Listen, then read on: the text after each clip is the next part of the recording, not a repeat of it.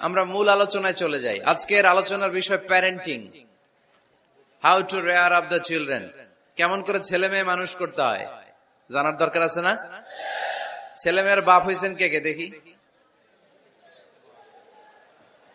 এই পোলাপাইনরা হাত তুলিস না আবার। আপনারা হয়েছেন? মাশাআল্লাহ, হাত নামান। ছেলে মেয়ে আল্লাহর দেয়া নেয়ামত, তাই না? দুনিয়ার সৌন্দর্য, জিনাতুল হায়াতিদ দুনিয়া।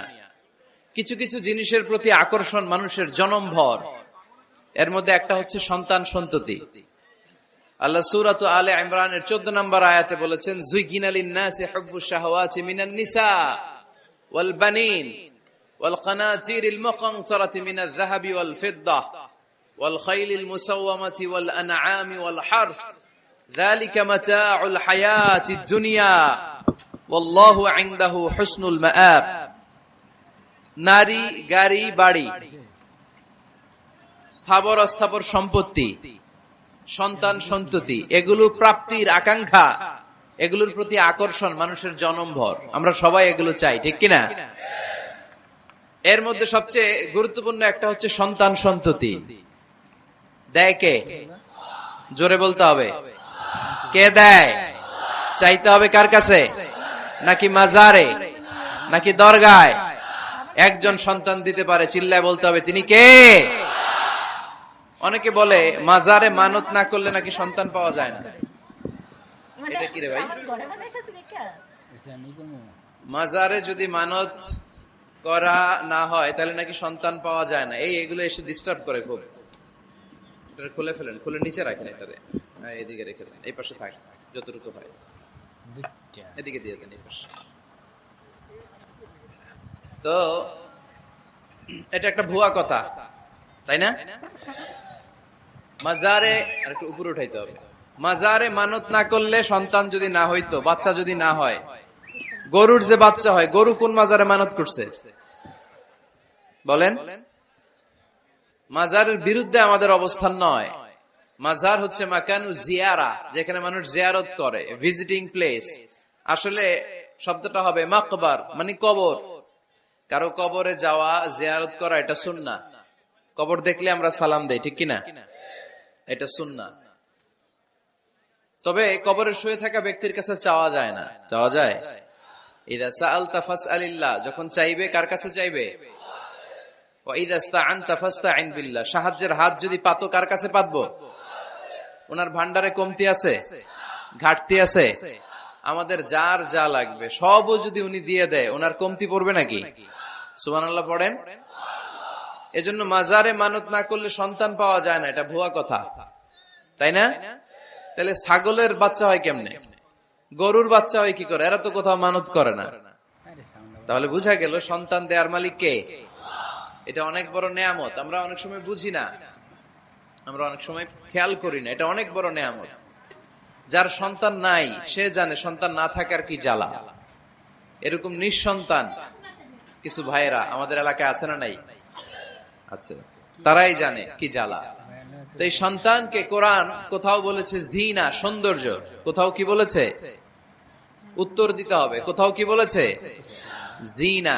আল মাল ওয়াল বানুনা জিনাতুল হায়াতিদ দুনিয়া। সন্তান আর সম্পদ এটা দুনিয়ার জীবনের সৌন্দর্য। ছোট ছেলে মেয়েরা, সোনামণিরা না থাকলে পৃথিবীতে কোনো সৌন্দর্য থাকতো? স্বামী স্ত্রীর ভালোবাসা কয় বছর? রং ধরা যৌবন, জং ধরে শেষ। 1-2 বছর পরে আর আগের ওই মাতলামিটা থাকে না, ওই ভালোবাসাটা থাকে না। এরপরে ভালোবাসাটা হয় ছেলে মেয়েদের কারণে, ঠিক কিনা? ঘরে গেলে আব্বু আব্বু ডাকে, আম্মা আম্মু ডাকে, ছোটাছুটি করে, দৌড়াদৌড়ি করে, কান্নাকাটি করে, রাগ করে বসে থাকে, রাগ ভাঙাতে হয়, এটাই মজা, ঠিক কিনা? এজন্য আল্লাহ বলেছেন জিনাতুল হায়াতিদ দুনিয়া। ছেলে মেয়েরা, সন্তান সন্ততি হচ্ছে দুনিয়ার জীবনের সম্পদ, দুনিয়ার জীবনের সৌন্দর্য। এক আয়াতে বললেন জিনা, আবার আরেক আয়াতে বললেন ফিতনা। ইন্নামা আমওয়ালুকুম ওয়া আওলাদুকুম ফিতনা। তোমাদের সম্পদ, তোমাদের ছেলে মেয়েগুলো যেমনি সৌন্দর্য, আবার অন দা আদার হ্যান্ড তারা তোমাদের জন্য ফিতনা। কারণ এই সন্তানের মুখে খাবার তুলে দেওয়ার জন্য অনেক বাবা হারাম পন্থায় উপার্জন করে, এরকম আছে না নাই? তাহলে ওই সন্তান শুধু জিনা না, ওই সন্তান ফিতনা। এই সন্তানের কারণে বাবা দুনিয়ায় ফিতনায় পড়ে গিয়েছে, ফিতনায় জড়িয়েছে। আবার আরেক আয়াতে আল্লাহ বললেন আদুওয়া, কখনো কখনো সন্তান সন্ততি এগুলো হয়ে যায় শত্রু, বাবা মায়ের জন্য শত্রু। অনেক বাবা আছে ছেলের জন্য জাহান্নামে যাবে, আছে না নাই? অনেক ছেলে আছে বাবার জন্য জাহান্নামে যাবে। কিয়ামতের দিন বাবা ছেলেরে পরিচয় দিবে না, ছেলে বাবারে পরিচয় দিবে না, একে অপরের শত্রু হয়ে যাবে, ঠিক কিনা? কারণ দিনটা বড্ড ভয়ঙ্কর, কেউ কাউরে চিনবে না। সেদিন হবে 50,000 বছরের সমান একটা দিন। সবার মুখে একটাই চিৎকার, ইয়া নাফসি ইয়া নাফসি। আকাশের জলজলে সূর্যটা অনেক দূরে, তারপরেও তাকাতে কত সমস্যা হয়, অনেকে এইভাবে আছেন। সেই সূর্যটা, তেজদীপ্ত সূর্যটা কিয়ামতের মাঠে মাথার একেবারে কাছাকাছি চলে আসবে।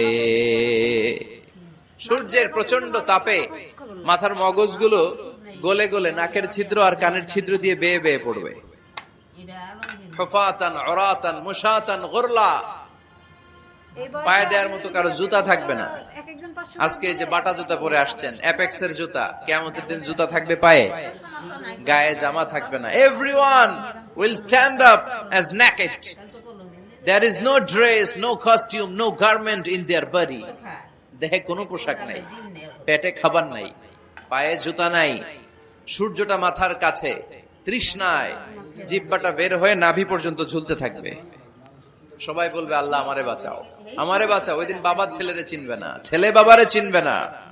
অনেক বাবা ছেলের কারণে জাহান্নামী হবে, অনেক ছেলে বাবার কারণে জাহান্নামী হবে। তাহলে তখন বাবা ছেলের শত্রু হয়ে যাবে, ঠিক কিনা?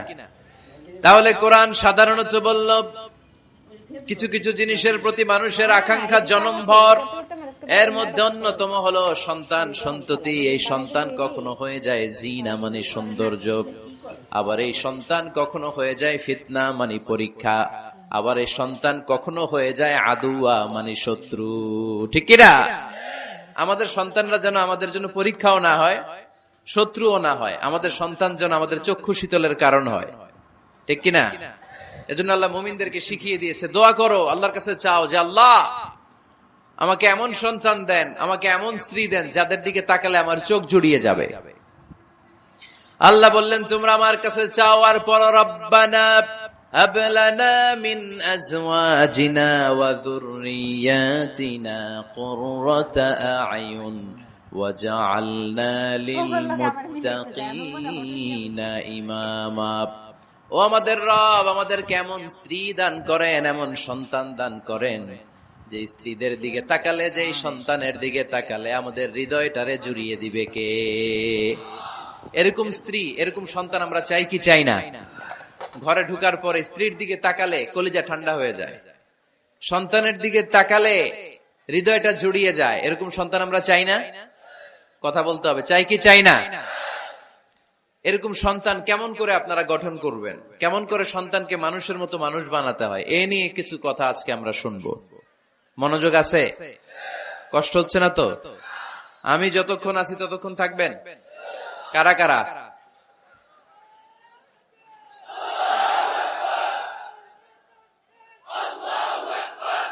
মাশাআল্লাহ, মাশাআল্লাহ। তাহলে থাকেন আমার সাথে, বসেন, কথা বলি কিছু। আসলে এগুলো খুব জরুরি ওয়াজ। কি করে ফ্যামিলি ঠিক করবেন, কি করে দাম্পত্য জীবনটাকে সুখময় করবেন, কি করে সমাজটাকে ভারসাম্যপূর্ণ করবেন, কি করে ছেলে মেয়েদেরকে মানুষের মতো মানুষ করবেন, এগুলো জানার দরকার আছে না নাই?